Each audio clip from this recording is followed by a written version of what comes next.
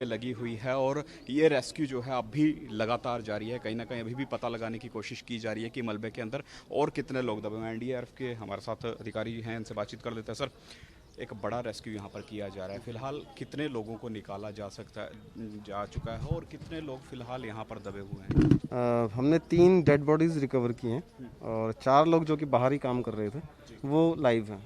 तो टोटल 7 लोगों का अभी तक इन्फॉर्मेशन थी और जो यहाँ पे काम करने वाले थे लेबर, तो उनके द्वारा भी यही बताया गया है कि 7 ही लोग वो थे। तो अभी तक जो जानकारी है हमारे हिसाब से टोटल 7 थे, 4 लाइव एंड 3 डेड। यानी 3 डेड हो चुके। यस। घटना का कुछ ये पता लग पाया कि किस वजह से ये घटना घटित हुई है? क्या इसमें कमी रही? किस वजह से बिल्डिंग कोलैप्स हो गई? बिल्डिंग कोलैप्स होने का जो हमारा एनालिसिस है वो है कि बिल्डिंग का जो स्ट्रक्चर है वो बीम और कॉलम बेस्ड नहीं था। तो ये सब आप भी यहाँ पे देख सकते हैं, इसमें कुछ खामियां हैं।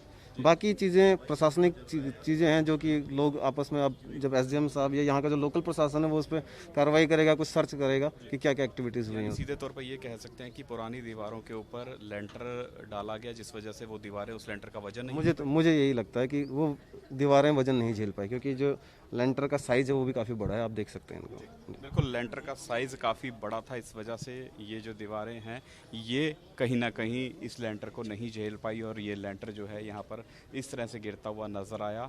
7 लोग उस वक्त यहाँ पर काम कर रहे थे, जिनमें से 4 लोग जो है वो बाहरी इलाके में काम कर रहे थे, जबकि 3 लोग जो हैं वो इस लेंटर के नीचे काम कर रहे थे। तीनों को बाहर निकाल लिया गया है, तीनों की मौत हो चुकी है। इसके अलावा 4 लोग जो हैं उनको भी यहाँ से रेस्क्यू कर लिया गया है। तकरीबन एक व्यक्ति की हालत अभी क्रिटिकल बताई जा रही है। यानी सीधे तौर पर जांच का विषय है कि आखिर किसने इस तरह से इस बिल्डिंग को खड़े करने की अनुमति दी, कौन इस सब के लिए जिम्मेदार है।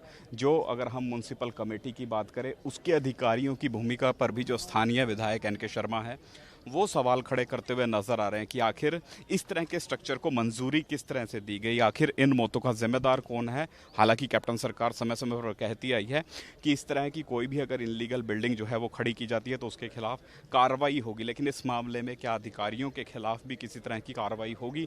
अब ये एक बड़ा सवाल बनता हुआ नजर आ रहा है, क्योंकि यहाँ पर जिस तरह की ये बिल्डिंग है, दिखाना भी चाहूँगा कि जिस तरह से पुरानी जो दीवारें हैं उनके ऊपर ही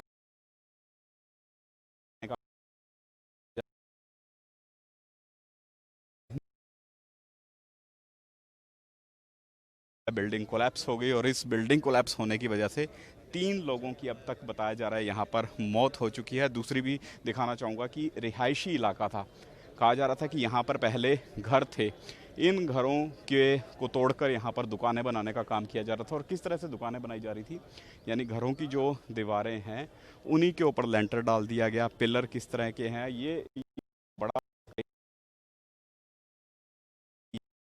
बड़ी असावधानी हुई, यहाँ पर बड़ी अनगहली की गई, जिस वजह से ये इतनी बड़ी घटना यहाँ पर घटती हुई नजर आई है। हालांकि जिस तरह से अब डिमांड की जा रही है कि अधिकारियों के खिलाफ कार्रवाई हो, उनको सस्पेंड किया जाए, तो इसको लेकर देखने वाली बात रहेगी कि स्थानीय प्रशासन इस घटना में किस तरह की इंक्वायरी करवाता है और कौन कौन इस इंक्वायरी के दायरे में आते हैं। कैमरामैन देवेंद्र सिंह के साथ विनीत कपूर, ANB न्यूज़, डेराबस्सी।